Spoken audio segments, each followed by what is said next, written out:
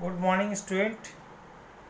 आज 10 सिविक्स का एक जो चैप्टर 2 फेडरलिज्म, जिसमें आज हम लोग लेक्चर 2 में पढ़ेंगे भारत में संघीय व्यवस्था।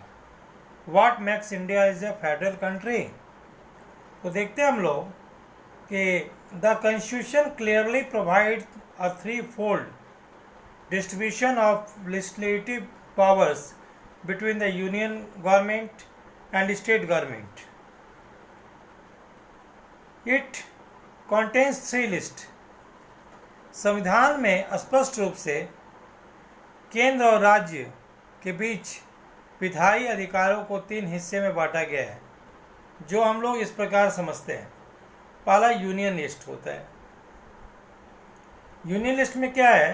Includes subject of national importance such as the defense of the country, foreign affairs, banking, communication and currency, जिसको हम लोग बोलते हैं संघ सूची। संघ सूची में प्रतिरक्षा, विदेशी मामले, बैंकिंग, संचार, मुद्रा जैसे राष्ट्रीय महत्व के विषय हैं। Okay, they are included in this list because we need a uniform policy of these matter throughout of the country.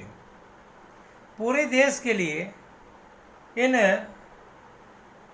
मामलों में एक ही तरह की नीति, एक ही तरह की पॉलिसी बनाने की जरूरत होती है। इसीलिए the union government alone can make law relating to subject mentioned in the union list.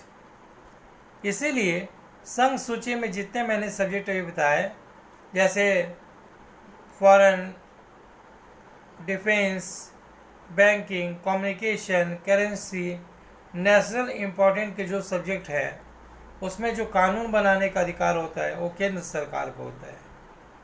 Okay, second हम लोग बात करते हैं स्टेट लिस्ट।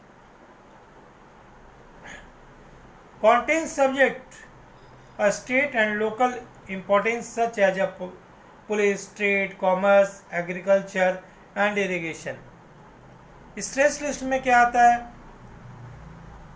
पुलिस, व्यापार, वाणिज्य, कृषि, सिंचाई जैसे प्रांतीय और स्थानीय महत्व के विषय ये स्टेट लिस्ट में आते हैं, जिसमें राज्य सरकार को, स्टेट गवर्नमेंट को ही कानून बनाने का अधिकार प्राप्त है।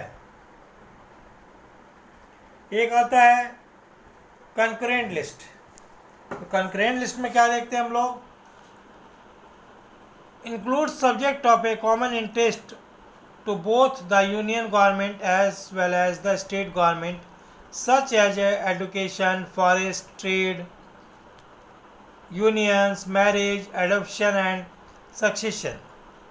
तीसरी सूची आती है समवर्ती सूची, जिसमें शिक्षा, वन, मजदूर, संघ, विवाह, गोद लेना, उत्तराधिकारी जैसे नियम जो केंद्र और राज्य सरकारों के साझी दिलचस्पी में आते हैं।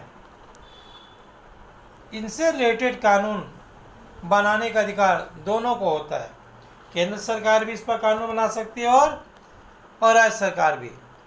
लेकिन अगर आपस में दोनों में टकराव हो जाए, केंद्र और राज्य में, तो ऐसे में सरकार जो है केंद्र सरकार की बात को मानेगी, ना कि राज्य सरकार को। ओके, तो आज हम लोगों ने पढ़ा कि इंडिया में फेडरल सिस्टम में जो देखा कि 3 तरह के लिस्ट हैं। एक पहला यूनियन लिस्ट, जिसको हम लोग बोलते हैं संघ सूची, दूसरा राज्य सूची, और तीसरी पढ़े हम लोगों ने समवर्ती सूची। तो आज इतना ही। Thank you, have a nice day.